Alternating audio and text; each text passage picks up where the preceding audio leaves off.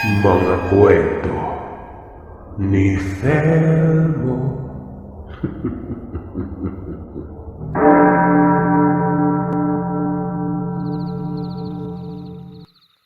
Ikalabing-walo ng Hunyo, 1996. Tandang-tanda ko ang araw na ito, kung saan dito nagsimula ang nakakapangilabot na karanasan ko noon. Ito din ang panahon na sinimulan ko ng buhayin ng sarili ko pagkatapos makapag-aral. Hindi ko inaasahan na sa likod ng pagiging profesional ko na tao, mababaliktad ang pananaw ko sa buhay. Nangyari ito sa lugar kung saan ako nangupahan at nagtatrabaho noon. Sa may kahabaan ng Almar, sa Camarin, sa Caloocan. Paalala lamang po, posible niyo akong kasuklaman dito. Hindi lang kasi katatakutan ng nilalaman nito. Bagkus ay may mga bagay din ditong nakakaasiwa at hindi para sa bata. Itago niyo na lamang po ako sa pangalang Lloyda. Na mga panahon na mangyari ito, 21 taong gulang ako.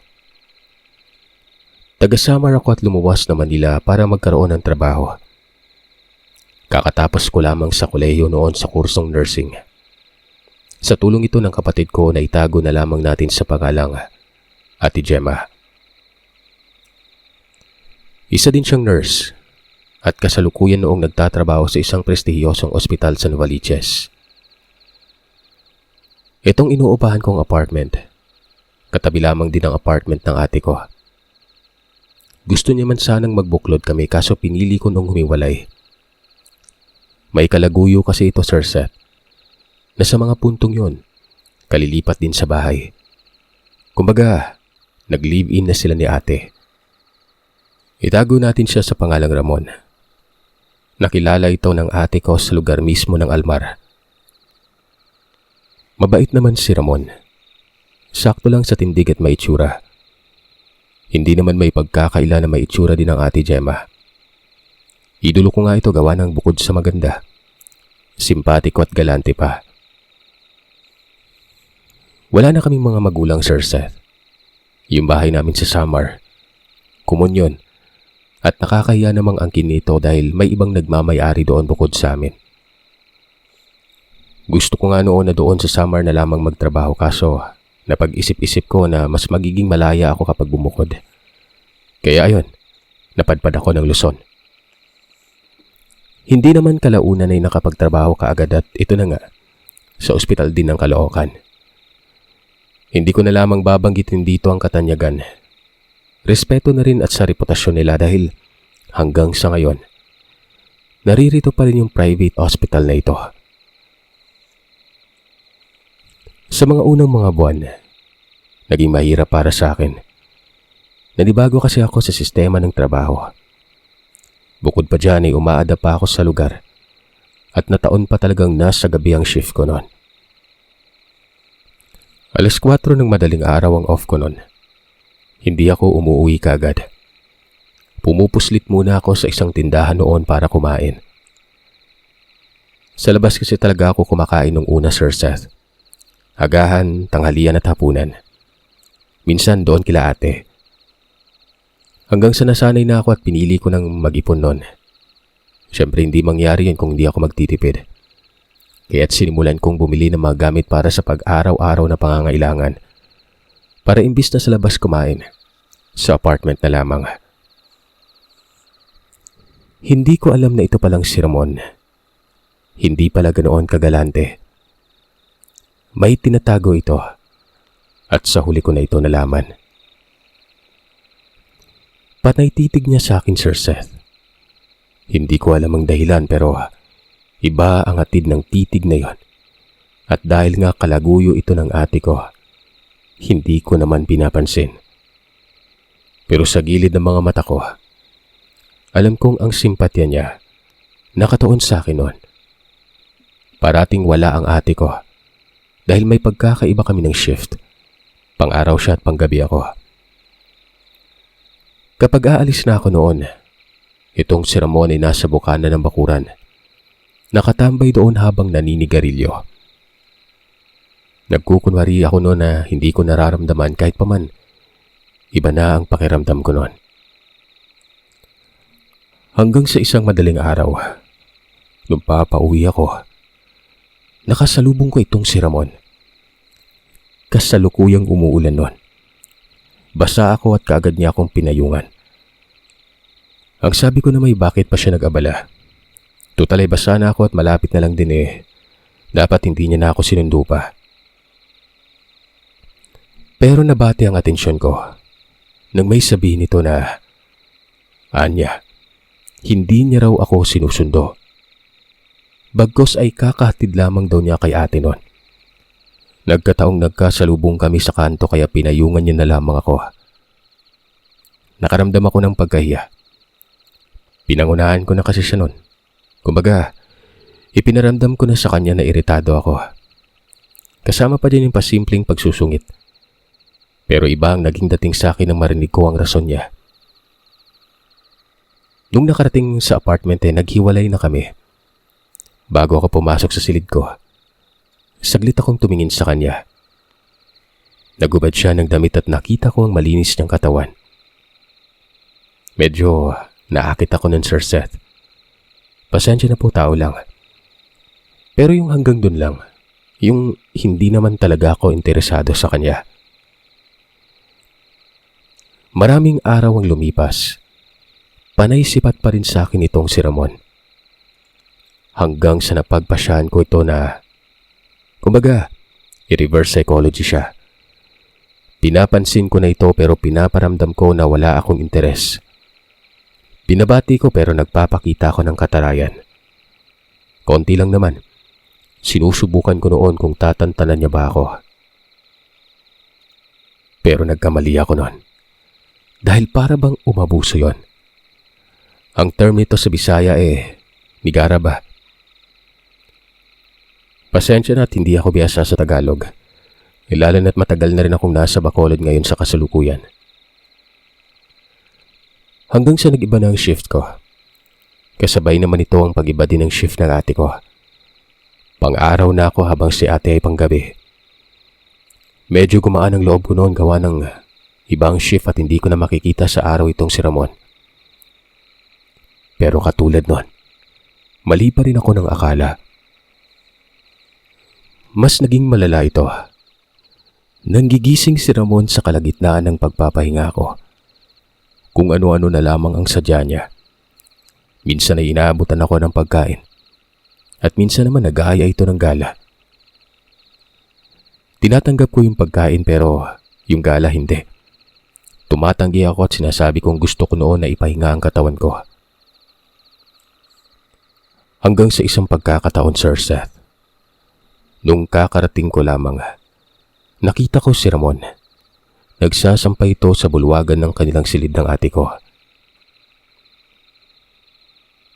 Patay mali siya lang ako gawa ng hindi naman ito tumitingin sa akin. Nagpahinga ako ng saglit at gaya ng nakagawian. Naliligo talaga ako kapag galing ako sa trabaho. Bali 2 beses ako maligo sa isang araw. Bago pumasok at kapag nakauwi. Yung pag-uwi ko naman parang pang-alis yun ng anumang mikrobyo na posible kong nakuha sa ospital. Hindi naman maiiwasan ng ganon dahil samot-sari ang may sakit. At ang iba, lubhang nakakahawa pa. Tsaka advice din ito sa amin. Naligo ako noon. Nasa labas lang naman ang banyo. Bali iisa lang kami ng banyo nila ate. Pero matapos kong maligo noon biglang may kumatok. Siyempre nagtaka ako. Alam kong si Ramon na ito. Kami lang yung dalawa dun sa lugar 2 paupahan lang kasi yun na magkakadikit. Ang iba nasa may bandang likuran at yung amin ay nakabukod sa may bandang kalsada. Bali ito talagang tirahan ng may-ari dati. Kaso dahil nga nakapagpatayo sila ng bagong bahay, ginawa na lamang itong apartment pero hinati sa 2. Kinabahan ako noon. Sinilip ko sa siwang pero wala naman akong nakikitang tao na nasa bukana. Pero nang buksan ko ito, May taong nakabungad. Si Ramon yon. Itinulak ako pabalik. Gulat na gulat ako, Sir Seth. Hindi ko alam kung bakit sa kabila ng tensyong yon. Hindi man lamang ako humingi ng saklolo. Nakipagtitigan ako sa kanya. Nakatapis lamang ako ng tuwalya. Nakahubad pang itaas si Ramon. Hindi ako nakapagsalita. Hindi ko man lang siya pinaalis doon na para bang gusto ko siyang nasa loob ng banyo kasama ko. Hindi ko alam, Sir Seth, pero bigla na lang akong naakit sa kanya. Nagubad siya pang ibaba at syempre, napapikit ako noon. Pasintabi po sa mga nakikinig at baka may bata diyang kasama niyo.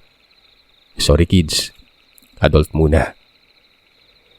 Sa pagkakataong yun ay lumapit ito sa akin na para bang wala akong pake. Hinayaan ko lamang siya kung anong gagawin niya sa akin noon. Hindi ko na lamang idedetalye pero nakuha niyo na po ito. Namalayan ko na lamang na mali ito. Nang lumabas na siya ng banyo, doon pa lang ako napaluha at napaluhod nun. Doon pa lang ako nagsisi. Kako pa sa sarili ko. Bakit ko siya hinayaan?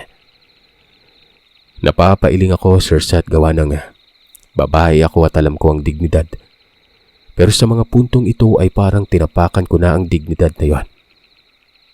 Napapaisip ako kung bakit, na para bang ginayuman niya ako. Sobrang labag sa loob ko yon. Galit ako sa sarili ko at galit din ako sa kanya. Pero ano magagawa ko, di ba? Hindi ko naman siya magawang idemanda dahil hinayaan ko lang siya. Sampal lang sa kahihiyan yon. Kaya ang ginawa ko na lang, nilunok ko yung pride ko. Inisip na isang karanasan lamang yon na may hahalin tulad sa napakasaklap na bangungot. Mula noon, ingat na ako. Pero hindi maalis-alis sa isip ko ang nangyari. Mapabaling lamang ang tingin ko sa isang banda. Nakikita ko yung kahalayang yon. Parang baliw na ako pero nanatili akong matatag. Napakahayop ng kalaguyo ni ate. Masahol pa siya sa isang demonyo. Yung tipong normal lang at iisipin mong wala talagang naganap. Hindi ako makatitig sa ate ko ng mga panahon na yon. Lalo na kapag nagkikita kami. Napakabait niya. Sa bawat pagpupuri niya at pagmamalaki sa akin, kinukurot yung puso ko. Nasa dila ko na talaga ang sangbitin sa kanya ang kalokohan ng kanyang kalaguyo. Ang problema nga lang, pati ako apektado doon. At malamang magagalit si ate sa akin dahil doon. Sino maniniwala kapag sinabi kong ginayuma, di ba? Wala. Magiging kalandian pa ang tawag doon. Dapat nga pumalag ako pero hindi ko alam. Hindi ako pumuwersa, wala akong pasa. Walang bakas sa katawan ko na pinilit ako noon.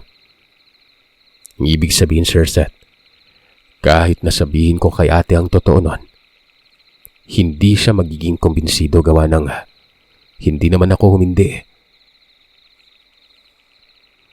Gwapo si Ramon, Sir Seth, pero hindi ibig sabihin nito na gusto ko siya sa buhay ko. May karelasyon yung tao at ang ate ko pa talaga. Alam kong may nangyari talaga na hindi pang karaniwan.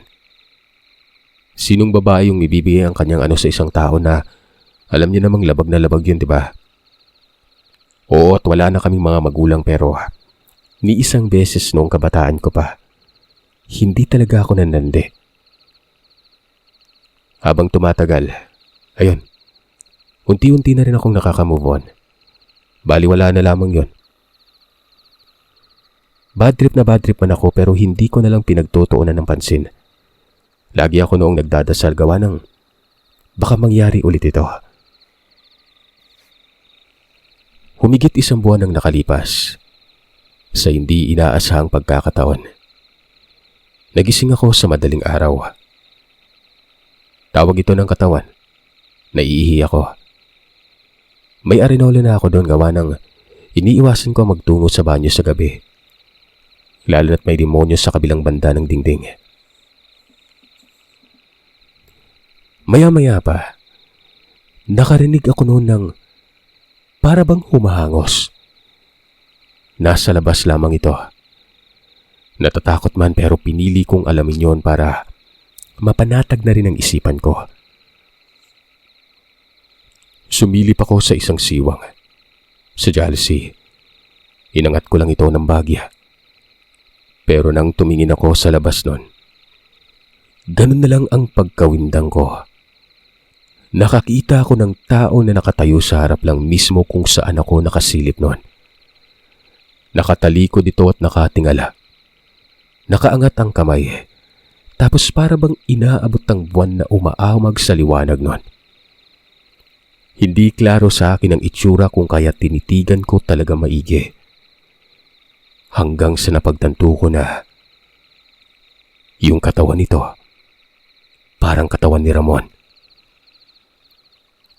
Hindi ako nagkamali. Si Ramon nga.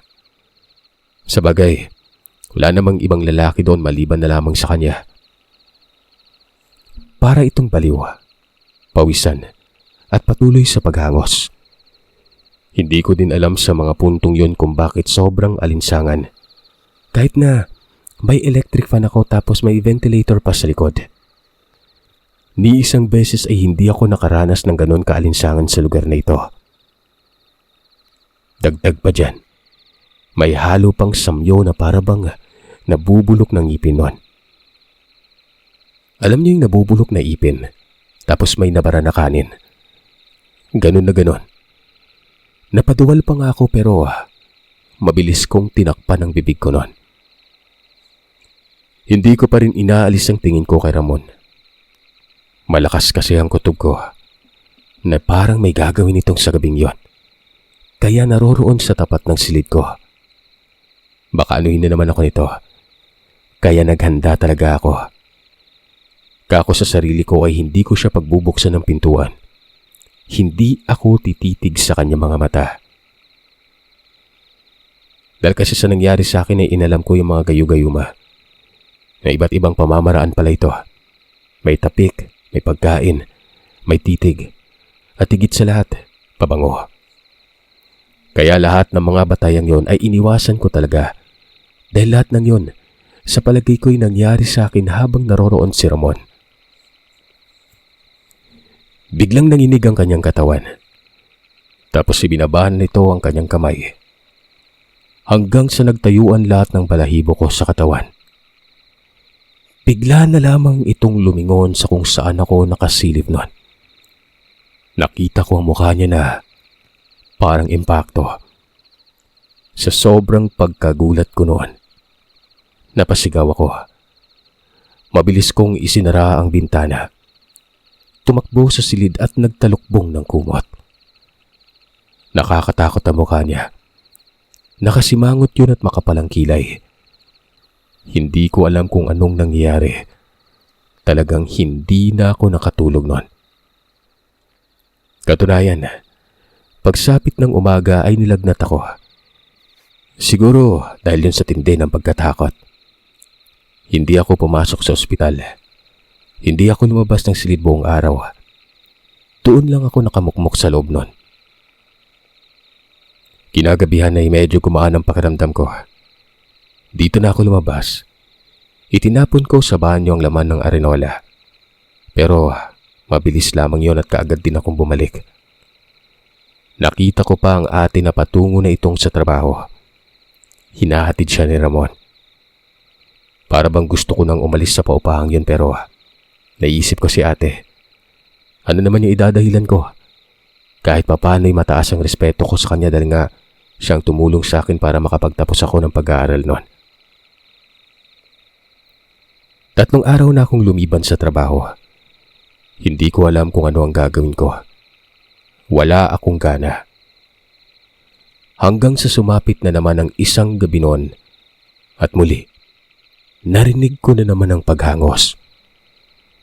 Kasama pa rin dyan ang alinsangan na hindi ko mawari kung bakit meron samantalang malamig naman talaga sa silid ko, Sir Seth. Hindi ako mapanatag. May parte sa akin na gusto kong usisain ang nangyari sa labas. Pero malakas ang kutob ko ng mga panahon na yon, na hindi normal na tao itong si Ramon.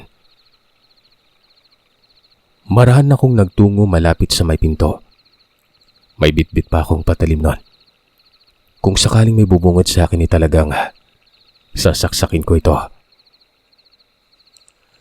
Binuksan ko ang pintuan. Sinipat kong maigi ang buong labas. Pero wala naman akong nakikitang tao. Patay ang ilaw sa tapat ng silid ni na Ate Gemma. Sa apartment ko noon ay bukas na lagi. Pero wala talaga. Yun nga lang ang nakapagtataka. Bakit may paghangos akong naririnig kanina? Isinara ko ang pintuan at muling nakiramdam. Hanggang sa narinig kong lumangit-ngit ang pinto sa apartment nila ate nun. Mabilis akong sumilip na naman sa bintana. At doon ko nakita ang lahat. Si Ramon. Gumagapang habang nakaangat ang siko at tuhod na. Para bang katulad ng palabas na daring. Ganoon ang paggapang niya. Pahinto-hinto na parang gagamba. Sa kabila ng pasaklob na kilabot sa katawan ko, hindi ko inaalis ang atensyon ko kay Ramon. Hubot-hubad ito. Kitang-kita ko ang lahat sa kanya.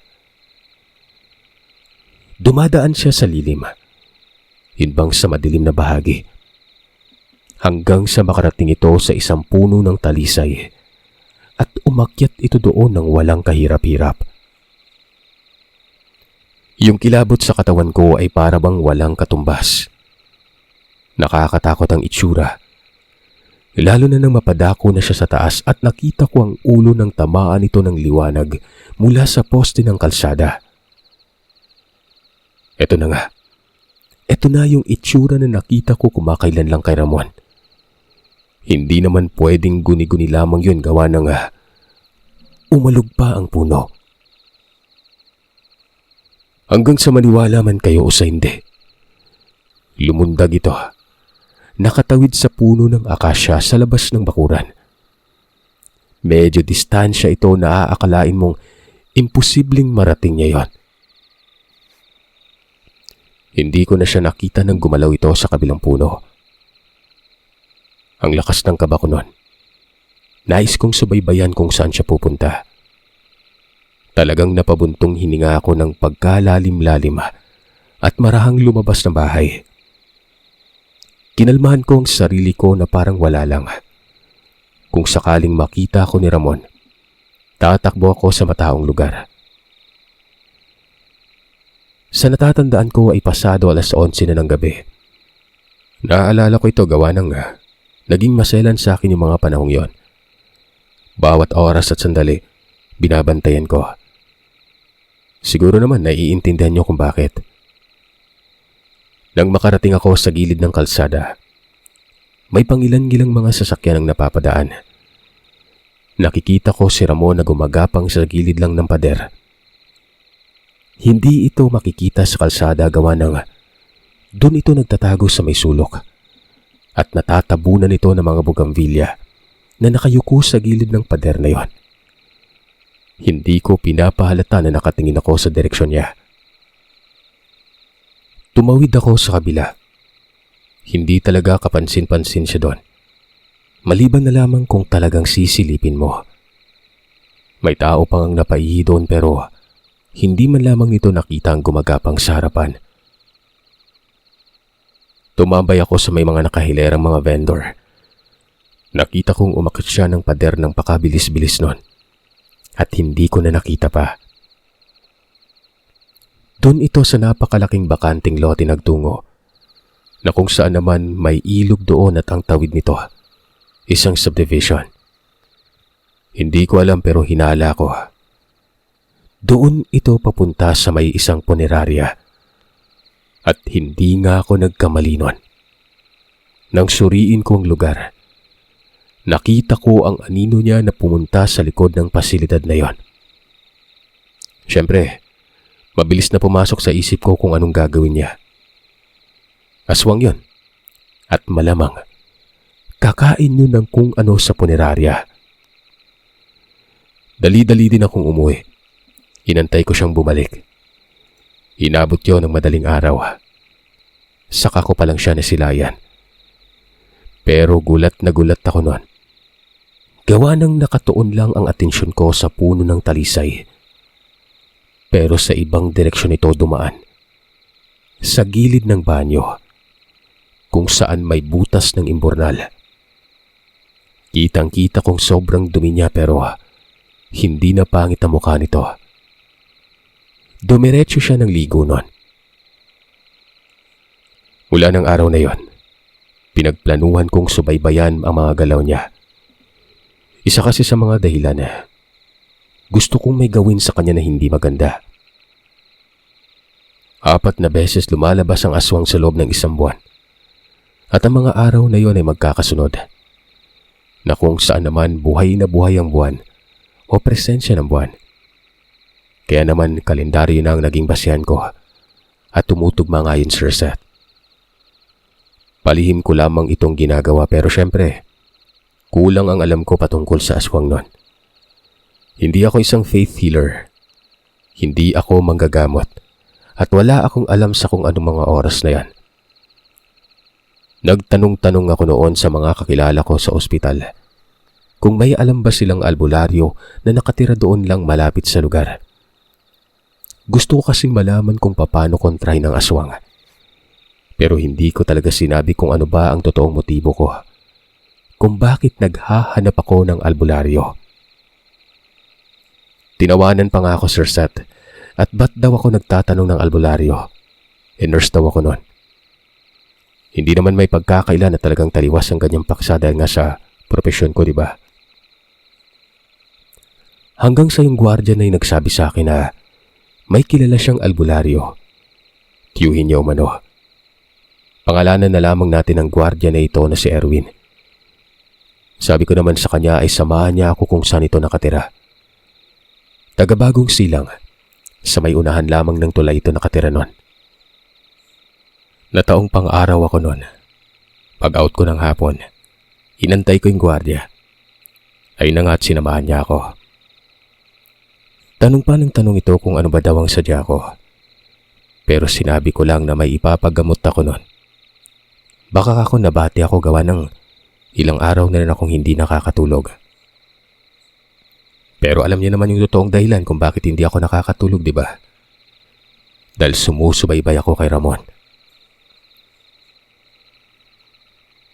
Nagsawalang bahala na talaga ako nun. Basta mapanatili ko lamang na lihim ito. Tiyak ay hindi magiging problema sa ate ko. Iisipin lamang noon na nahuli ang kanyang kalaguyo ng ibang tao. Basta pagkatapos noon ay mapapanatag na ako. Yun lang ang tanging inaasam ko at wala nang iba pa. Pasado 7:00 ng gabi na kami nakarating. Naglakad pa kami noon ng mga ilang distansya. Nasa mataas na lugar ang kinaroroonan ng bahay ng albularyo. Pangalanan natin itong Mang Baston. Na makita ko ito, medyo kamukha ng gwardiya. Iniwan din naman ako nito matapos siyang makapagmano sa kanyang tiyo. Maliit na bahay lamang yun pero gawa sa semento. Yung likuran ay isang creek. Naaamoy ko doon ang samyo na parabang imburnal. Hindi na ako nagpatumpik-tumpik pa. Sinabi ko yung sadya ko noon. Nakakoy napadako ako doon para malaman kung ano ang pangontra sa aswang at sa kung papanong paraan ito mapapatay. Nagtaka ang albularyo. Bakit ko daw natanong ito? Wika pa niya. May aswang ba umanong gumagambala sa akin noon? Umiling ako. Sinabi kong wala. Dagdag ko pa'y nakisuyo kasi ang tiya ko gawa ng yung anak niya ang inaaswang noon. Pero mariin akong sinabihan ng manggagamot na nagsisinungaling umano ako. Hindi ko umano maitatago sa kanyang lahat nun. Amoy aswang ka. May marka ka pa. May marka ka sa kabuuang katawan mo. Parang ang karelasyon mo yung aswang eh. Magsabi ka ng totoo kung gusto mo ng tulong. Sambit nito. Hindi kagad ako nakapagsalita. Balot ako ng pagtataka. Ano itong marka? At bakit buong katawan ko may marka nun? Tapos karelasyon ko pa umano ang aswang. Hanggang sa muling nagsalita itong matandang ito. Siguro ay napapansing naguguluhan ako kaya nagpaliwanag siya nun. Ayon dito, bihira lamang daw ang isang tao na nagkakaroon ng marka sa katawan mula sa aswang. At mas lalong bihira umano na buong katawan ko pa ang may marka nun. Mapagkakamalan talaga ako. Mapagkakamalan talaga umano ako noon na isa ding aswang. Sa palagay niya nga ay naging karelasyon ko ang nilalang at may nangyari sa amin noon. Bigla akong napaluha. Napaiyak ako. Inamin kong hinalay ako nito. Wala akong nagawa. Hindi ko man lang inisip ang dignidad ko. Hinayaan ko lamang siyang galawin ako at maging ang pagiging birhen ko. Naibigay ko ng walang reklamo. Humagulgol ako ng iyak. May napasilip pa nga noon sa pinto pero sinita ito ng matanda noon. Sinara niya ang pintuan. Maging ang asawa nito ay pinalabas ng bahay na para bang naiintindihan nito ang pagiging maselan ng mga sandaling yon. Pero napatanong ako sa kanya kung ano ba ang marka. Dito niya isiniwalat sa akin at katulad na katulad talaga ito ng ibang mga kwento dito. Ang sabi ng albularyo, hindi ko daw ito makikita. Sila lang na may malalim na kaalaman na makakapansin ito. Laway umano ang marka sa katawan ko at amoy na amoy daw ito ni Mang Baston. Maligo man daw ako na makailang beses pero hindi ito matatanggal hanggat hindi naaalis ng albularyo. At dahil meron daw ako nun, nasusubaybayan umano ako ng nilalang sa lahat ng mga ginagawa ko. Maging sa pagtulog ko ay alam na alam ng aswang. At yung nangyari daw sa akin, na wala akong nagawa nung halayin ako ng aswang, ay dahil sa isang gayuma. May ipinakain umano sa akin na siya namang dahilan para maakit ako at tuluyang ibigay pati ang pagkababae ko nang walang reklamo. Mabuti na lamang umano at hindi yang gawang ipinakain sa akin nun. Dahil kung nagkataon, posible umano ako maging aswang. Naawa daw siya sa akin. Nagtanong pa ito sa kung kailan nangyari. Sinabi ko naman ang lahat nun. Maging ang pagsubaybay ko sa nilalang na si Ramon. Nakako, 4 na beses sa isang buwan ito kung lumabas sa gabi na nasaan yung aswang. Dala ko lang ang may kuryosidad. Ako lang din ang nakakakita sa kanya. Naniniwala na ako na nagsasabi ka ng totoo ngayon. 4 na beses nga. Ang unay bago magkabilugan ng buwan. Hanggang sa ika-4 na araw yon. Balbal yan, iha. Pinupuntahan yung punerarya, diba? Abay, baka may kaibigan yan doon. Baka may iba pang katulad yan na nagtatrabaho doon. Malamang, ang mga bitukang kinakain. Hindi naman ito mahahalata kapag pinaglamayan ng isang labi. Dagdag ng albularyo, hindi niya raw ako bibigyan ng idea sa kung ano ang mga pangontra doon sa pamamahay niya. Ipapakita na lamang ang lahat sa kung paano niya gawin ito. At doon mismo mangyayari yon kapag papatay ng aswang. Sinabi niyang siya ang papatay. Pero maghahanap daw kami ng tamang pagkakataon. Pupuslit doon sa bahay itong si Mang Baston. Oobserbahan niya muna ang galaw at baka hindi lamang ito nag-iisa. Sa pagpapatuloy nito, isasama niya umano ang pamangkin niyang gwardiya. May armasyon at makakatulong ito para sa mabilisang pagbuksa.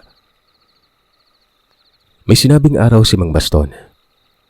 Bago pa umano ang ikalawang silang ng buwan, malalagi siya sa amin, kasama ang pamangkin.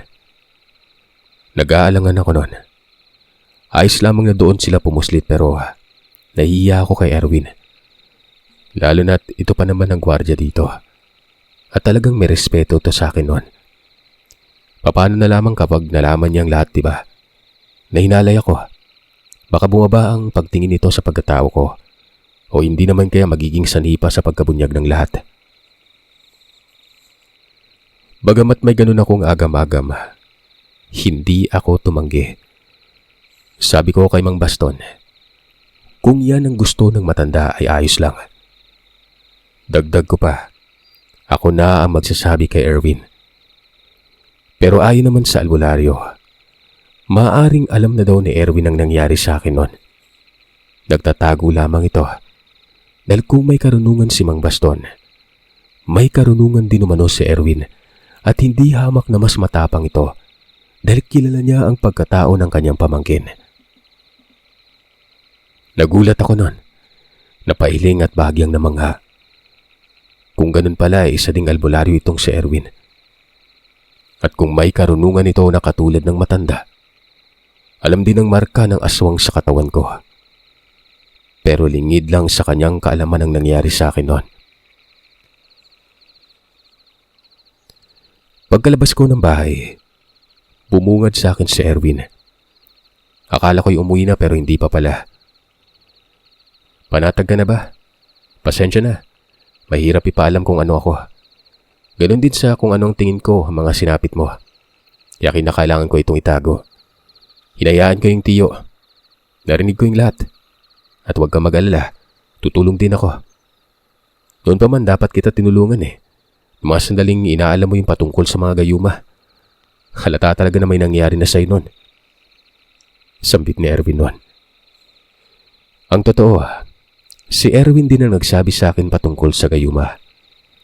Ang hindi ko lang alam na itong taong ito pala ay ang tulay para maging panatag na ako. Ito din ang tutulong sa akin. Ihatid mo yan, Erwin. Dadaan ka naman sa kanilang lugar.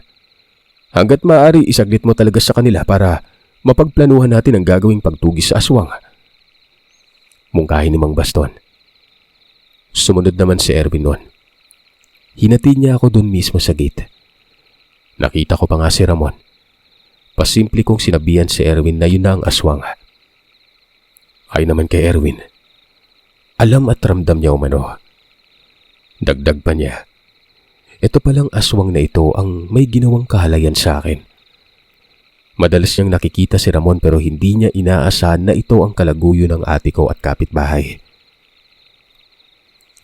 Matapos makapaghudyat si Erwin, mabilis akong naglakad patungo sa silid ko. Pero humarang bigla itong si Ramon.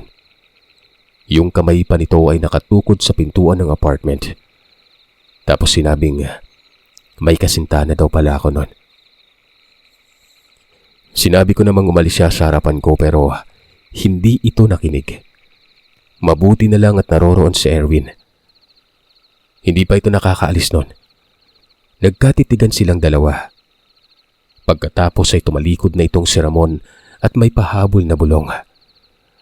Ang sabi nito, siguraduhin ko lang daw na hindi ko magiging nobyo yun. Papatayin niya umano. Hindi na ako nagsalita pa. Pagkapasok ko sa loob, dali-dali ako nagsara ng pintuan. Sa mga sumunod na gabi, tumatambay palagi itong si Ramon sa tapat ng silid ko. Umuupo sa bangko tapos doon sa gilid ng pinto sumasandal. Hindi na ako makalabas nun. Ultimong pagdumi ko, doon na lang sa Arinola. Kapag lumabas kasi ako ng mga oras na yon, baka halayin na naman ako ng walang kalaban-laban. Hindi ko naman magawang sitahin gawa ng baka may gawin ito sa akin. Sapat na yung pagmumuni-muni ko nun. Pero kapag higit pa doon baka patayin pa ako nito. Kaya imbis na lumabas ay nagmukmuk na lamang ako sa loob. Kung minsan pa, sa ospital na lamang ako naliligo. Hanggang sa dumating ang araw na sinasabi ni Mang Baston. Alam niyo, hindi pumasok si Erwin. Pagkalabas ko kasi noon sa ospital ay hindi ko siya nakita. Ang karelyebo niyang nasilayan ko. Nagtanong naman ako noon at ang sabi nito, nagbakasyon daw si Erwin. May pansamantalang papalit daw dito. Wala pa akong idea sa kung nagbakasyon nga ba. Basta pagka uwi ko noon ay nakabungad siya sa may gate at kasama si Mang Baston. Para bang sinadya ng tadhana gawa ng sa mga pagkakataong yun ay wala din si Ramon. Nakakandado ang apartment nila ate. Umalis sila. Ako naman noon ay dali-daling naglinis. Hindi ko muna pinapasok ang magtiyo gawa ng mabaho ang silid ko. Mantakin niyo ba namang doon ako dumudumi sa arenola? Malay niyo nakabukas pala yon. Doon na kami nag-usap noon. Dapat daw sa mga puntong yon ay hindi ako magpapahalata. Kumbaga magiging kampante ako. Hindi ko papansinin si Ramon. Total ay nasa loob naman daw sila. Pero ang tanong dyan, paano sila kikilos? Di ba nga lalabas naman sila kaya makikita din sila ni Ramon? Lalo na kapag umihi ba o kailangan sa labas nun. Pero para bang basang-basa na ni Mang Baston ang lahat. Hindi daw sila lalabas kapag nariyan at nakasubaybay si Ramon. Hindi din mararamdaman ni Ramon na naroroon sila sa loob. Basta nakatago sila at maging ang espiritual na kung ano yang kargang-kargang yan, hindi din daw malalaman ni Ramon. Mararamdaman nila ito pero hindi sila ramdam ni Ramon nun.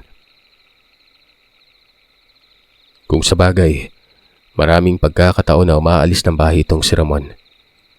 Maliban pa dyan ang paghatid at sundo niya sa ate ko sa may iskinita ng almar. Basta wala akong ibang gagawin kung hindi ang magiging panatag lang. Trabaho, uwi, at hindi matatakot. Nasa bahay lamang umano sila. Sumang-ayon ako gawa ng nagtiwala talaga ako nun. Ang magtiyo sa may likuran banda na tutulog, habang ako naman ay sa silid. Bali yung postura kasi ng apartment. May isang silid yun tapos may daanan ito patungo sa may likuran kung saan naman naroroon ng maliit na kusina. Ang kabuang itsura, napapagitna ng silid na yun ang sala at kusina. Gaya ng sinabi ko, iisang bahay lang naman yung dati kaso ginawang paupahan at hinati sa dalawa. Kumbaga, iba ang itsura ng loob ng bahay nila ate. Iba din sa akin.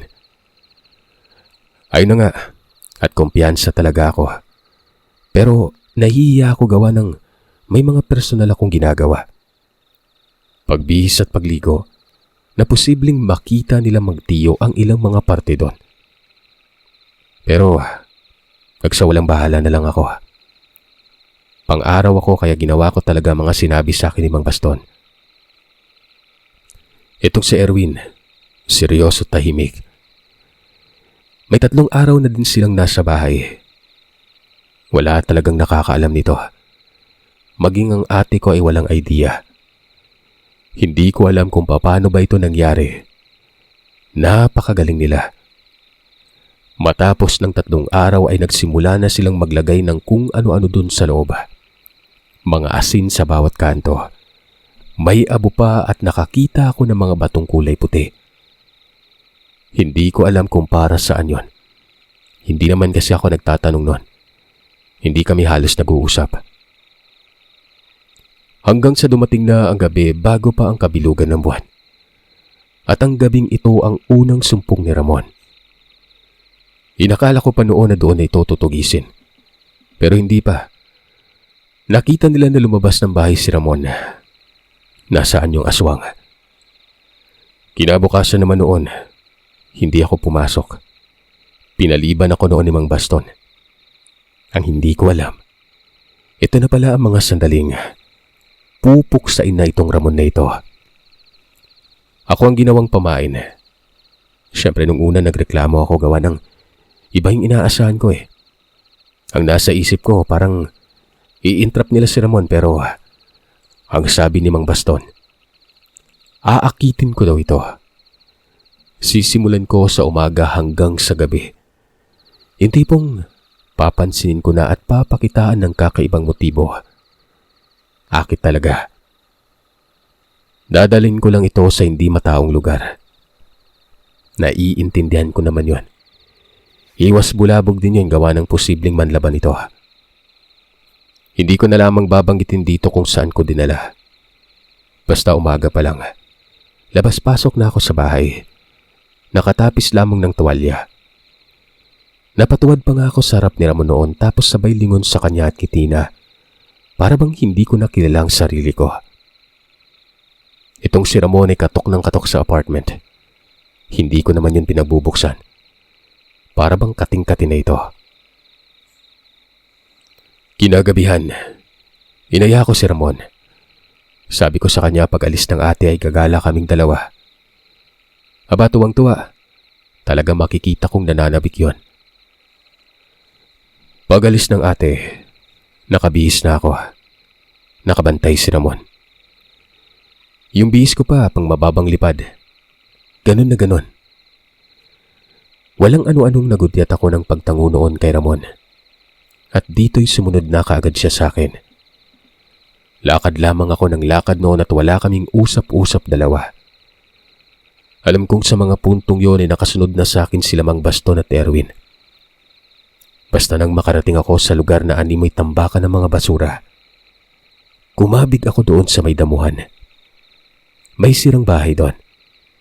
Sumunod naman itong si Ramon. Kinakabahan na ako noon. Lalo na itong si Ramon ay naririnig kong humahangos. Maliwanag pa rin ang buwan noon, Sir Seth. Panay tingala nitong si Ramon at pansin kong hindi na mapakali. Nagsalita pa nga ito at ang sabi ay saan ba daw kami pupunta at gusto niya na daw ako mahalikan. Walang hiyang manyak talaga yung aswang na to. Doon sa bakanting lote na sobrang daming damo. Doon ako huminto. Talahib ang namamayani dito. Lampas tao. Mabaho ang lugar na para bang doon dumudumi ang mga tambay. Naghubad ako ng damit pang itaas. Kitang-kita ko ang kilig ni Ramon. Nanginig yun saglit at kahit madilim, nakikita ko naman ang mukha niya dahil sa banaag ng buwan. Inilabas ko talagang dibdib ko nun. Kahit alam ko namang nasa malapit lang si Mang Baston. Gigil na ako at gusto kong may mangyaring hindi maganda dito sa nilalang na ito. Pinasabi ko si Ramon. Sabi ko, mag-antay lamang siya saglit. Sumagot naman ito kung bakit. Tsaka bakit doon din mahirap daw ang posisyon namin doon. Sabi ko naman ito ang gusto kong lugar. Mas maganda kasi pag panakaw ang mga sandaling yon.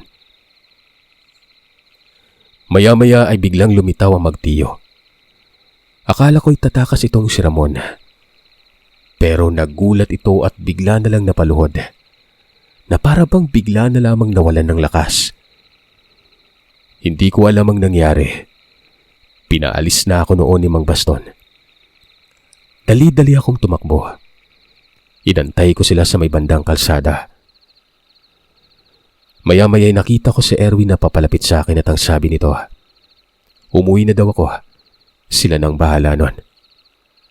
Sa mga sandaling yun ay wala na umanong lakas si Ramon at maya-maya lang ay papatay na nila ito. Medyo gumaan ang loob ko nun. Pero may parte sa akin ng kahit papano nakokonsensya. Naisip ko rin si ate. Pero mabilis din naman akong natauhan. Na tama lang ang ginawa ko. Hindi lang ito para sa akin kundi pati na rin sa kapatid ko nun. Umuwi ako noon, Sir Seth. Kinabukasan pa ay dumalaw itong si Erwin. Ang sabi ay tapos na daw ang lahat. Huwag na daw ako mag-alala pa. Nagtanong naman ako sa kung anong ginawa nila pero ayon kay Erwin, sa kanila na lamang daw yun dahil hindi talaga kaaya-aya. Sinabi niya na lang na sinubukan pang pumalag nito. Nag-anyong aswang at nagkaroon pa umano ng pambubuno. Ipinakita sa akin ni Erwin ang tama ng pagkalmot nito sa kanyang kamay. May sugat na malalim ito. Dagdag pa ni Erwin, hindi lang si Ramon ang aswang dahil may isa pa umano bukod sa kanya.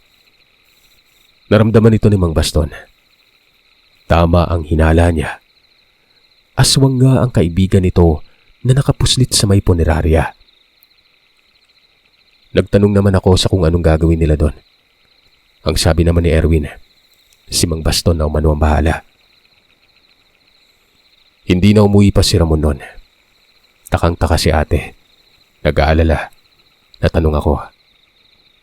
Nagdahilan ako, sinabi kong nakita ko itong may kausap na babae. Doon ay umiyak si ate. Na babae daw pala si Ramon. Pinayuhan ko naman yun na masamang tao si Ramon. Dagdag ko pa'y tinangka ako nitong halayin. Kahit ang totoo, may nangyari na talaga sa amin noon.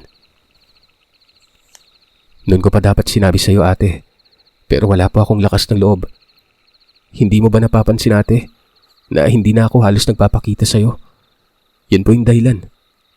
Napatango si ate at yumakap sa akin. Sabi niya ay dapat sinabi ko kaagad. Kapag bumalik umano si Ramon ay papalayasin niya ito. Pero ang hindi alam ng ate Gemma, patay na ang kanyang kalaguyo noon. Matagal din bago ko inamin kay ate ang lahat. Hindi ko naman dapat sasabihin, kumbaga habang buhay na lihim yun, pero dahil kay Erwin ay napilitan ako. Tutal, naroroon naman si Erwin na makapagbibigay patunay yon. Nagkatuluyan kami ni Erwin. Naging asawa ko na siya at kasalukuyan kaming nasa Negros. Ito yung sumuporta sa akin na sabihin kay ate ang buong katotohanan. Sa harap mismo yun ang asawa ko at kasama pa si Mang Baston bilang backup. Akala ko magagalit pero natuwa pa ito at sinabing kulang pa umano yon. Dapat umano, kinarne ang katawan ng manyak na aswang na yon.